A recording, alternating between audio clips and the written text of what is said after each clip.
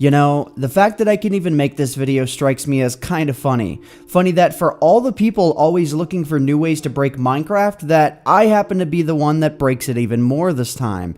Thanks to the initial discovery that MUZIKBIKE on Reddit made, where you can move the position of the farlands closer to spawn, which I covered in my last video, and me just messing around with more customized world settings after the fact, I have discovered a brand new, unseen set of farlands, the Sky Farlands.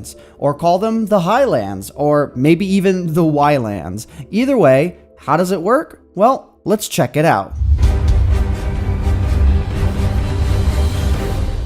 The Sky Farlands. Today I'm going to explain what they are, why they happen, and how I found them, because it's actually kind of a funny story. While I was making the first video about moving the farlands, I got a little bit distracted, so I decided to mess around with other customized world settings just to kill some time. And then I got thinking, if I can squeeze the farlands inwards on the X and Z axis, can I squeeze them downwards on the Y axis and potentially see the top of the farlands? In previous videos, I've mentioned that there's a rumor that the farlands might only be 6,000 to 8,000 blocks high in total. Because customized world settings allow you to modify any aspect of terrain generation, it also allows you to modify the height of terrain generation. Since the height scale setting functions in the same way that the coordinate scale setting does, except for height, I decided to mess around with it. So the idea was, if the normal farlands actually generated around 8,000 blocks tall, I need to crunch the height of world generation enough to instead allow them to generate below the 256 block height limit. So if I take 256 and I double it 6 times, we get 16,384. I chose this number just to be safe and to ensure that if this was gonna work, then it would work.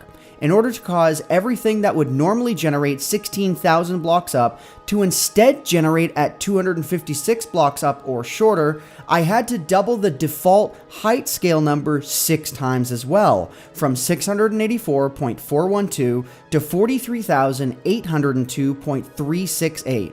I gave that a try, and nothing. The farlands are still at height limit, so what now? Well, since that really didn't do anything at all, I decided to just go all out. Remember the value that I used in the last video to bring the farlands 47 blocks to spawn? Well, I set that insanely large number to also be height scale instead of coordinate scale. If there is any sort of limit to the height of the farlands, this would reveal it. Otherwise, I didn't know what would happen, so I punched in the numbers and generated the world. What occurred next absolutely floored me. The farlands appeared in the sky.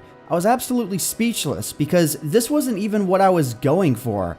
The Sky Farlands are absolutely everywhere, and to my knowledge, this thing has never been seen before. So next, I set both coordinate scale and height scale to the same number for the same world to see how all of the farlands were going to mix.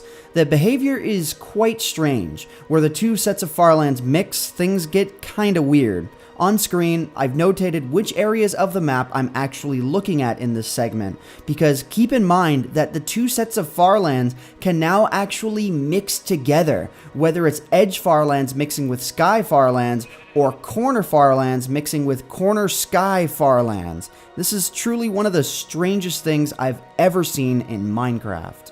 So yeah. There might be one more video about everything that I wasn't able to cover in this video, but it might be for a little while, because I don't want you guys to get the idea that this channel is just a Farlands channel, or just a glitch showcase channel. But if you guys did enjoy this video, then please leave a like on it, because it really does help out myself, the channel, and the video quite a lot. But anyways guys, I hope you all enjoyed. My name is AntVenom, and I bid you all farewell. Thanks so much for watching.